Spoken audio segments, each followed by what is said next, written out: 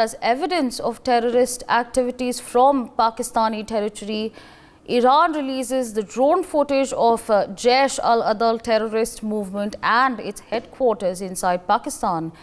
Jaish al-Adl is a terrorist group founded in 2012 by members of Jundullah is involved in numerous terror attacks in Iran. Meanwhile, let's first take a look at the drone footage as well as take a deep dive into what Jaish al-Adl terrorist organization exactly is. I'm going to take you to the big wall over there. We're going to have a conversation about this terrorist organization, give you some details about it. Before we jump to that, this is the drone footage that has been released. You can see the visuals on your screens, viewers. You can see over here, there's of course a headquarter over here.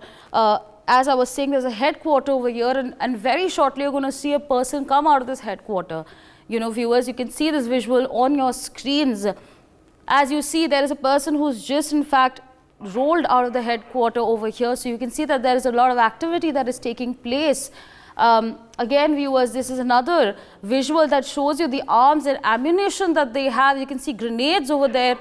On this side of the screen, you can see weapons that are there. Again, viewers, what you see over here is, of course, there were terrorists on bikes. You can see that they're carrying arms with them. They're carrying arms with them. Again, viewers, what we're again looking at over here is the terrorist headquarters. So these are all, of course, visuals that make us realize that, you know, there is terror activity that is going on. Meanwhile, of course, viewers, what we have over here, we're going to give you an understanding about what Jaish al-Adl is. Jaish al-Adl is a terrorist group involved in numerous terror attacks in Iran. Quickly taking a look at some more information that we have over here for our viewers. It was, of course, as I was telling you, it was founded in 2012 by members of the Jundullah. So, of course, viewers, it was in fact founded about 12 years ago. Quickly taking a look at some more information that we have for you. Jundullah was another Pak-based terror group. So, of course, viewers, this is all a proof of these headquarters that are there in Iran, and they're, of course, functioning. Jundullah ringleader Abdul Kalamik Rigi arrested and executed by Iran in 2012. So, of course, viewers, more information coming in as far as this terror organization is concerned. We're also learning that Jaish al-Adl terrorists receive financial and military support from the Israel regime. So, again, viewers, more details coming in. It's, of course, an indication of the fact that they have, you know, harbored snakes in their own backyard, closely affiliated with Daesh terrorist groups and Al-Qaeda. So, of course, we're now talking about the alliances that they have. They are, of course, in conversation with Al-Qaeda. Jaish al-Adl carried several attacks in Iran. So, as I'll reiterate it, viewers, again, this is all a consequence of harboring snakes in their own backyard. On 25th October 2013, they claimed responsibility for killing 14 Iranian border guards. So, of course, viewers, more details coming in as far as their terror activities are concerned. On 29 January 2019, the group took responsibility for a double bombing in Zahedan. So, of course, viewers, we're again talking about their terror CV. You can see the kind of attacks that they have, in fact, orchestrated. On 13th February 2019, a suicide bombing in Iran targeting a bus carrying IRGC personnel killed 27 people. So, as you can see, a lot has taken place. We have, of course, now taken a look at the terror CV of Jaish al-Adl. Viewers, you've seen the number of attacks that have taken place, and again, as I was reiterating, this terror organization was in fact founded in 2012. In fact, to give us more perspectives on this, Major Mohammad Ali Shah, defense expert, joins us on the broadcast. Good morning, sir, and thank you so much for speaking to us on NewsX. Now, of course, we've given our viewers an understanding about this terrorist organization, what in fact comes to light with the latest developments that are taking place as far as the retaliatory attacks are concerned between Iran and Pakistan. We can see that they have harbored snakes in their own backyard. What do you want to say on all of this? All right, Sabari, good morning and good morning to all the viewers, and thank you very much for having me on this bulletin. Well, I'll just throw a bit of some light on the Jaish al-Adal outfit. In fact, that means that is in Arabic, it is the Army of Justice, so to say. Now, which is a Baluchi organization, underground band outfit, and I will tell you more about it. It's a Sunni militant and a Baluch separatist organization, and that operates mainly in the southeastern Iran, where there is substantial concentration of Sunni Baluchis and a porous border with Pakistan. Now, this group has claimed responsibility for several attacks, Anamari, against military personnel in Iran. So, Iran had to buy a heavy casualty because of this group, in fact, in particular. This group has asserted that it is a separatist group fighting for independence of Sistan and Baluchistan province and greater rights for Baluch people. So they claim. The group also maintained ties with Ansar al-Furqan, which is another Iranian Baluch Sunni armed group operating in Iran. Now, Salahuddin Faruqi is the current head of the Jaish al-Adal. His brother Amir Narul was killed by Taliban in Afghanistan when the Afghanistan was very active there, in fact.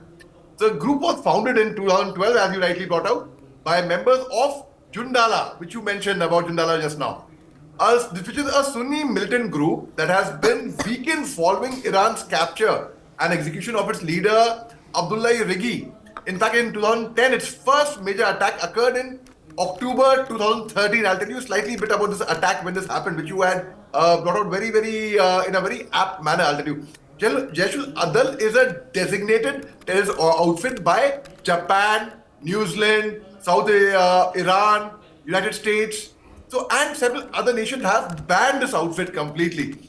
Jaish al-Adal has cooperated with the Kurdish separatist groups in Iran and has always had anti-Iranian sentiments and has strongly denounced the Iranian intervention in the Syrian civil war. The Iranian state media has alleged, though there's no proof as yet, but the Iranian media has said that Saudi Arabia and the US, they have backed this group apparently, so to say. Now, as you mentioned about the attacks by this group, on 25th August 2012, 10 members of the IRGC from Iran were killed in an attack. Now, 25th October 2013, this group claimed responsibility for killing 14 Iranian border guards in the city of Saravan, which you had mentioned just now. So that is a major attack. Now, this group also claimed the attack was retaliation of 16 Iranian Baluch prisoners who were on death row. The prisoners were convicted of drug trafficking and extremism. As a result of this attack, now what happened, Iranian officials had they hanged 16 prisoners on 26th October 2013. Now, weeks later, on 6th November, two attackers opened fire on Musa Nouri's vehicle in the city of Zabol. Now, which is in the province of Sistan and Baluchistan, around that area. Now, at least two people were killed in the attack, including Nouri, the Zabol city prosecutor and his driver, that is. Now, Jaish al-Adal claimed responsibility for the attack as well, for several other attacks. Now, in fact, they've become such a nuisance for Iran that they had attacked a police station in Iran as well, and they had continuously been doing this. Just few months earlier, that's about last year, there was a firefight between the Iranian army and the Pakistan side over water. And then the Iranian Supremo had to say that this is the water is there and that area. Now, this is a classic example, Sabari, very classic example. I'm sure everybody would be able to relate to what I'm going to say right now. You've heard of two very good friends, best friends. They were thick as hell. Later on, they don't get along. In fact, to the extent that they become bitter enemies. This is a classic story of two very good friends. 14th August 1947, Pakistan got its independence. The first nation to recognize Pakistan as a sovereign nation was Iran. Iran also supported Pakistan in the 1965 war, which Pakistan fought with India. In the 1971 war as well, the Battle of Longewala, in fact, the liberation of Bangladesh, Iran was the one who had backed Pakistan. Pakistan was the first to recognize the Iran Republic when there is a certain dynasty which Benazir Bhutto also had gone to visit them when they had overthrown them. Now, Pakistan and Iran were thick earlier. You know, this is a classic story. Everyone would be able to have a deja vu with this. Oh, so and so used to be my best friend, and today they are sworn and bitter enemies. That's exactly what happened. Now, Pakistan, after the airstrike. And it's not the first time that somebody has entered the soil of Pakistan and given them a hammering. Earlier, US in Abbottabad, when Osama bin Laden, when they had killed Osama bin Laden, US entered, the Navy SEALs entered. India has done that on a surgical strike, airstrike Balakot. The group captain now, group captain that time, wing commander Abhinandan Bhartaman. In fact, so we all know of him. We all know the heroic deed that he did. He got Veer Chakra. He got. So if we, whether it be it a missile which we accidentally fired into Pakistan, now be it Iran. So now Pakistan had a lot of face to lose in the international community. So they had to at least show that they have reacted somewhere. That's what they have done right now. And I will tell you, the visuals you are showing just now, this is because Pakistan wants to save its face. Now, at the same time, what's happened is Iran and US, we all know the relationship, they don't get along. On 2nd January 2020, General Qasem Soleimani, the chief of army staff of Iran, was assassinated in Baghdad, the capital of Iraq, by a US drone, in fact. So, in fact, they were celebrating his death anniversary at his tomb this year, just a few days back. And there were two twin blasts in the same location, same day.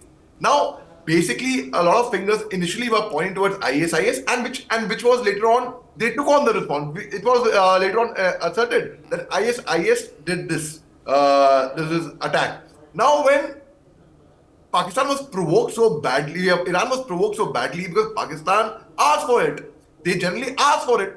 And interestingly, two more points, and before I conclude, I will tell you, just a day before this attack, the caretaker Prime Minister of Pakistan and the Foreign Minister of Iran were together in Switzerland, in Davos. And they spoke to each other.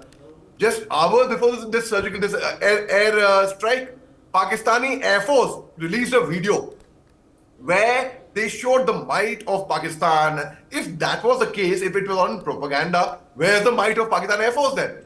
How could anyone penetrate into their soil and give them a hammering and then go back scot-free? Now Pakistan had to react to save their face. And thirdly, I would say it could be a subtle message from Iran as well to show that Pakistan, you might be a nuclear power, all right, we may not be, but this is what we can do to you. You know, Benazir Bhutto's father, Zulfikar Ali Bhutto, he was brought in by General Ayub Khan. He had said once in Pakistan that no matter what, the Awam of Pakistan, even if they have to eat grass, they will eat grass, but they will make an atom bomb. हमें घास खानी पड़े तो हम खाएंगे, लेकिन हम atom bomb जरूर बनाएंगे. That's what he had said. And today that those words are coming true.